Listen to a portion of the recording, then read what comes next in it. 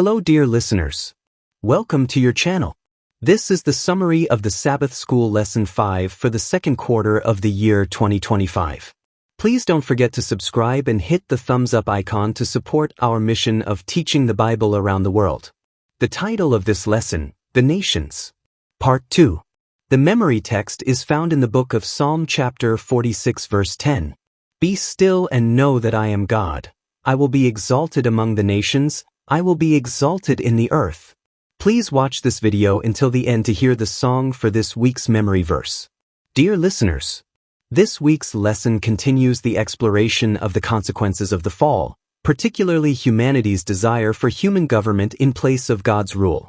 Central to the study is the tension between earthly kingdoms and God's divine kingdom, as powerfully portrayed in the prophetic visions of Daniel and Revelation. The memory verse, Psalm 46 verse 10, encourages us to be still and recognize God's sovereignty over all nations and the earth, a timely reminder amid the chaotic history of human rulership. This week, we will continue looking at the problems caused by the fall and the desire for human government as opposed to God's governance. These truths are powerfully revealed in the book of Daniel, which shows that God was right when he warned his people about what would happen when they turned away from him and chose earthly monarchs instead. This is exactly what they got. Earthly monarchs and sinners lording it over sinners, never a good combination. Sabbath afternoon. The origin of rebellion and governance. The introduction sets the stage by addressing a theological error, the idea that God wanted the fall in order to demonstrate his love through the cross. The lesson rejects this notion as wretched, emphasizing that sin and rebellion were never God's will. Instead, Eden was a paradise of direct instruction and joyful communion with God. Humanity's rejection of God's rule initiated a long history of struggle under flawed human governance. This week, the lesson uses Daniel's visions to highlight the futility of such governance compared to the divine rule. The very first commandment. Genesis 2 verse 9 to 17 describes God's first commandment to Adam and Eve not to eat from the tree of the knowledge of good and evil. This command was not arbitrary, it was meant to protect them from the damaging knowledge of sin. The Garden of Eden was to be a school of trust and divine instruction. However, humanity's desire to determine good and evil independently laid the foundation for rejecting God's government. This pattern repeated when Israel demanded a king, preferring human rulers over divine leadership. The book of Daniel later highlights the harsh consequences of this choice, portraying the rise and fall of empires as a direct result of such rebellion. Daniel 2 and the prophetic view of history. In Daniel 2, the Babylonian king Nebuchadnezzar dreams of a statue made of various metals, representing successive world empires, from Babylon to the fragmented kingdoms of iron and clay. Many students of prophecy have noticed that the metals in Daniel 2 move from most valuable to least valuable, gold devalues to silver, silver devalues to brass, and brass to iron, until we end up with only iron and clay. Charles Darwin, Karl Marx, and other 19th century thinkers attempted to convince us that humanity is somehow tracking upward, that we are evolving biologically and socially. And though in some ways human existence has improved, at least at a physical level, who actually looks ahead to the future of this world, as it is now ruled and governed, with much optimism about peace, security, and prosperity? The image demonstrates the decline of human rule from gold to base materials, a stark contrast to the ideal of progress promoted by Enlightenment thinkers. Despite scientific and technological advancement, moral decline continues, proving the insufficiency of human systems. The stone that destroys the statue and becomes a mountain represents God's eternal kingdom, which will ultimately replace all human rule. This vision reminds believers that worldly powers will pass away, but God's kingdom will endure. Tuesday lesson. Daniel 7 and the chaos of the nations. Daniel 7 provides a different but parallel vision to Daniel 2, this time from Daniel's perspective rather than Nebuchadnezzar's. Here, four beasts emerge from the turbulent sea, representing chaotic Gentile powers. This symbolism, consistent with Isaiah 17 and Psalms, paints the sea as a metaphor for instability, violence, and rebellion against God. The beasts represent empires rising from human conflict. Notably, the chaos reaches God's people, the beasts come onto the land. As Israel had chosen to live like Gentiles, they were now ruled by them. Romans chapter 3 verse 10 to 19 explains the spiritual root of this problem: universal human sinfulness. Humanity cannot self-govern righteously apart from God, which is why the gospel is so essential. Though, historically, some nations have been better than others, and some eras have been more peaceful than others, the vast majority of the history of nations, peoples, and empires has simply been going from one tragedy to another, from one oppressor to another.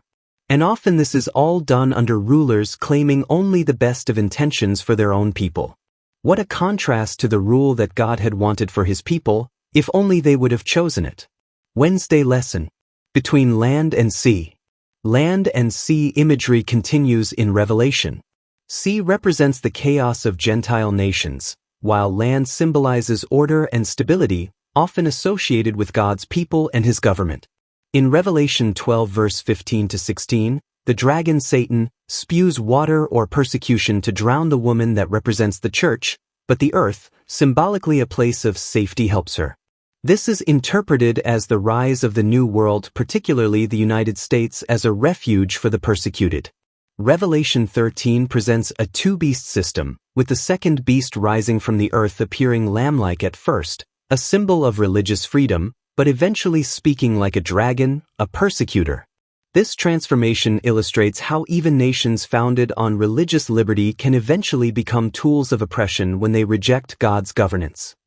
Thursday lesson. Prophesy again.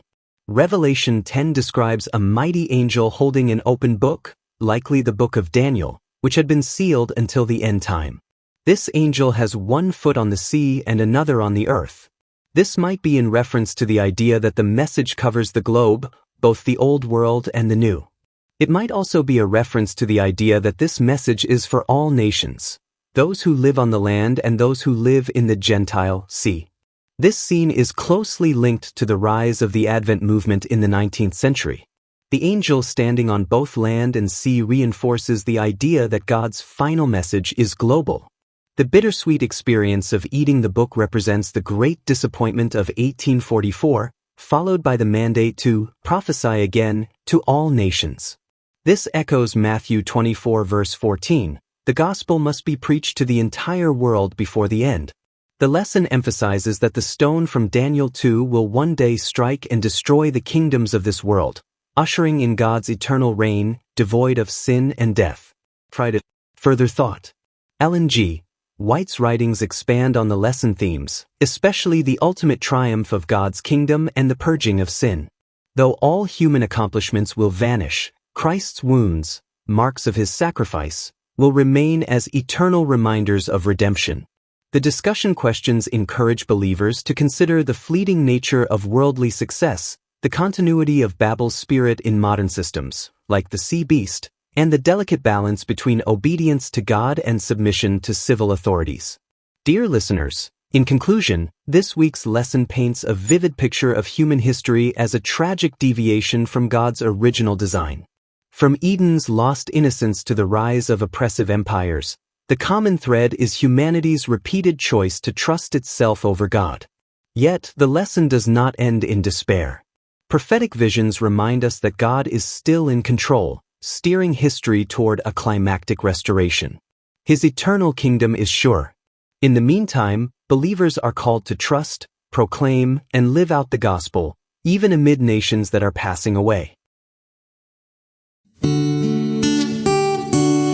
Be still and know that I am God. I will be exalted among the nations.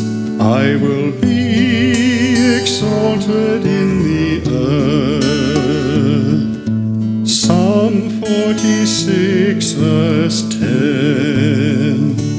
Be still and know that I am God.